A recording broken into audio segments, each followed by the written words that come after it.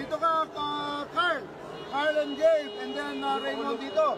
So you play the stats, bahala kayo. Pagkalaw, move, hand off, bahala kayo. Okay, let's go. So mga lods, yan na nga yung video ni Coach Shot Reyes na umani ng samot-saring pambabash sa mga netizens, di ba? Dahil doon sa word na bahala na kayo, di ba? So mga lods, dahil doon sa video na ginawa ko, na pinapaliwanag ko yung galit ni Coach Yengyao doon kay Jerby Cruz, may nag-request sa akin, yung bahala na kayo ni Coach Shot Reyes naman daw, ang ipaliwanag ko. So ang ginawa ko mga lods, binalikan ko yung video na yon. So ang sabi niya, Carl, dito ka. Sa corner yun, nakita pa yun eh. After nun natakpan, ang sabi niya, Gabe, dito ka.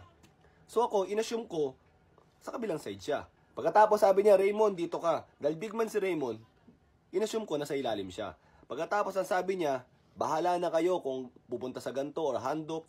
So naisip ko, knowing Coach Shot Reyes, malamang sa malamang, yung dinodrawing niyang play is 4 out. Tapos dribble dive. At sinabi pa niya, pwede kayo mag-handoff.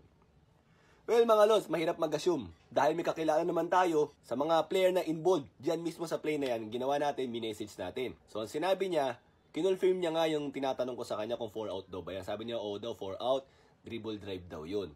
So pinakita ko sa kanya yung video. So mga lods, confirm na 4 out yung binibigay niyang play. So ano ba yung bahala na kayo? Ang 4 out kasi, ang pwesto niyang ganito lang. Pag drive ka, automatic ikaw mag-a-away ka. Parang tracer ka lang kung tawagin yan.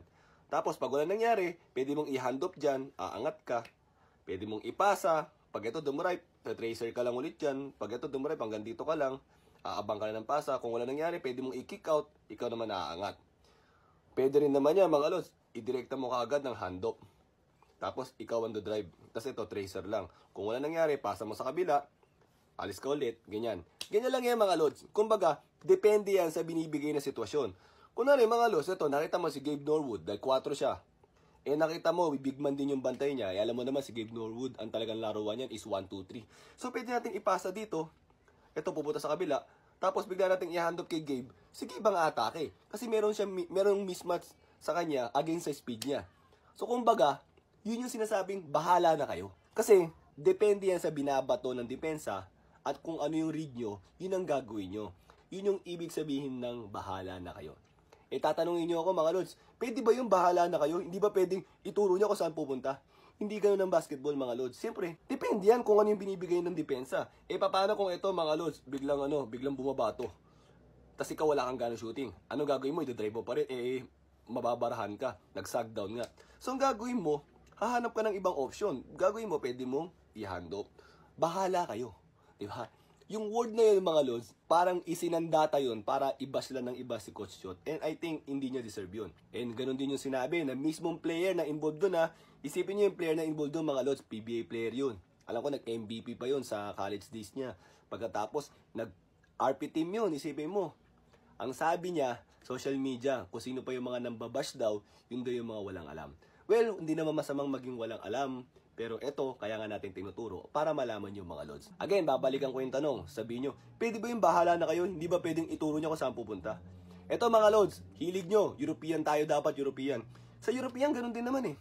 O pagpalagay natin mga lods, European continuous motion tayo. Yung lagi kong sinasabi. O, paano kung ito, binigyan ng screen?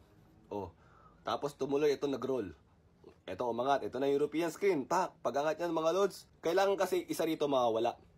Ngayon, depende sa sitwasyon. Kung gusto mo, kumat ka. Kung gusto mo, mag-downscreen ka, mag-curto. Ikaw ang pumunta dyan.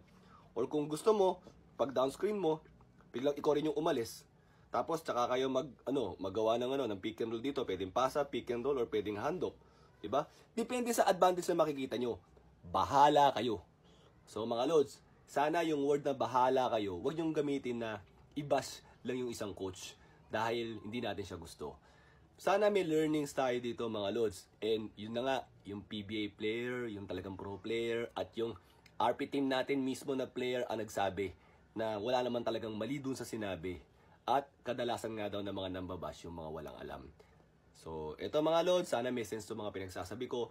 At sana naintindihan nyo kung ano talagang ibig sabihin ni Coach Shot Reyes dun sa salitang bahala na kayo. Okay mga lods, thank you!